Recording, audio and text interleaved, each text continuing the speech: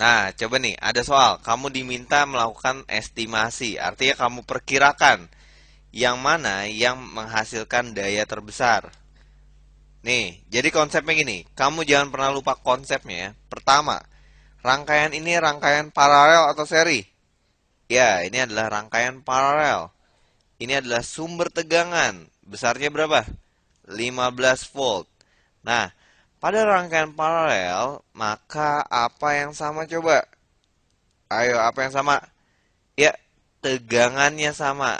Itu konsepnya. Pada rangkaian paralel, tegangannya harus sama. Jadi, beda potensial dari titik A ke titik B itu selalu sama. Mau ditarik kemana, lewat mana aja. Lewat sini bisa, lewat sini bisa, lewat sini bisa. VAB itu selalu besarnya adalah berapa? Ya, kalau kita tarik lewat sini jelas. Dia adalah 15 volt ya. Oke. Nah, kalau gitu sekarang kita bisa lihat pakai rumus daya. Rumus daya itu gimana? Oke. Satu aja rumus daya yang kamu ingat itu udah bisa menyelamatkan kita. Kenapa coba? Karena gini, misalkan kamu ingat V kali I. Ya udah, berarti kita bisa mengerjakan ini dengan cara V kali I. Kemudian, karena I-nya tidak diketahui, berarti bisa kita modifikasi dong. Ingat, I itu sama dengan V per R. Berarti ini sama dengan V dikali V per R. Ya. Nah, berarti ini sama dengan V kuadrat per R. Nah, rumus inilah yang kita pakai ya. Oke, misalkan kamu ingat yang lain. P sama dengan I kuadrat R misalkan. Ya udah, I-nya ini kita ganti lagi dengan apa? V per R, V per R ya.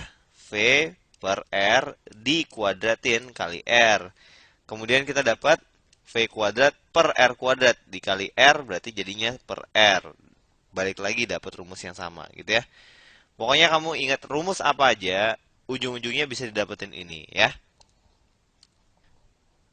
Oke, ya udah. Kalau gitu, dengan rumus V kuadrat per R ini, konsekuensinya apa coba? Nah, ingat, ini apa yang sama? Tiap-tiap rangkaian ini apa yang sama? Tegangannya sama. Berarti apanya yang sama? V-nya sama ya.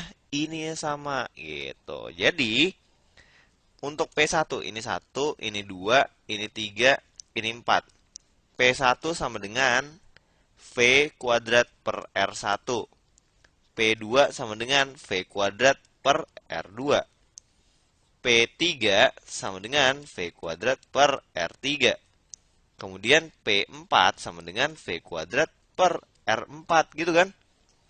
Nah, konsepnya V-nya ini semua sama semua nih karena dirangkaikan paralel ya. Besarnya berapa? Ya, 15 ya. Kemudian R1, R2, R3-nya ini gimana? Ya sesuai soal. Oke, tinggal kita masukin aja ya. Kalau kata soal sih ini 13, ini 27, ini 2, ini 89. Nah, coba kamu lihat yang mana yang menghasilkan daya paling besar. Estimasi aja ya. Oke, coba estimasi aja, nggak usah dihitung. Yang ini dibagi oleh, wah gede banget nih, dibagi 89. Waduh, pasti hasilnya kecil ya. Ini dibagi 13, wah lumayan lah. Ini dibagi 27, lumayan. Ini dibagi 2, waduh kalau dibagi 2 berarti dayanya pasti besar ya. Oke, jadi jawabannya udah jelas bahwa P3 yaitu resistor yang inilah yang mendisipasikan daya terbesar.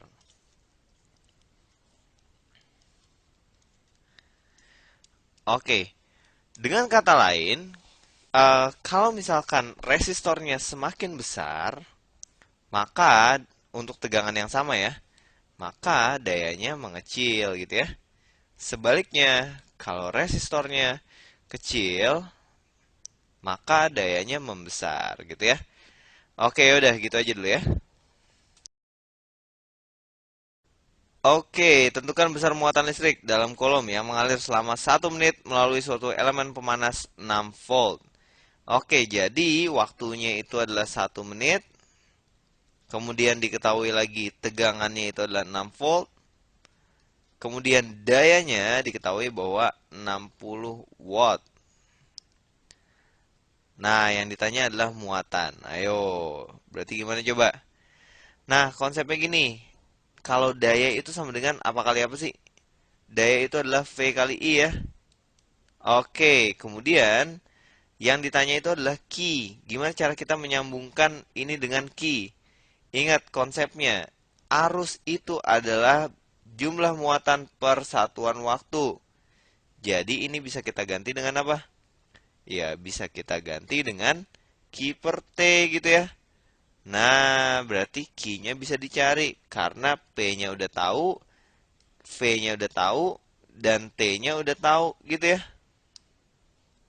Oke, kalau gitu kita bisa cari bahwa P kali T itu sama dengan V kali Q ya.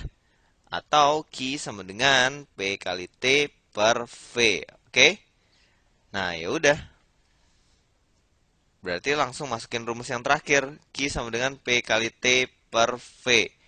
P-nya 60 watt, T-nya berapa? Ya, kita pakai sistem internasional ya. Jadi bukan 1 menit, tapi 60 detik ya. Ingat, 1 menit sama dengan 60 detik. Dibagi dengan V-nya. V-nya berapa? Ya, V-nya 6 volt ya. Coret-coret 10. 60 kali 10 sama dengan 600 coulomb. Oke, jadi inilah jawabannya ya. Nah, ini soal udah terkait dengan kalor ya. Ya, jadi gini. Ada 20 kilogram air yang terdapat di sebuah tangki. Ya, kita tulis dulu. Massa air itu sama dengan 20 kilogram.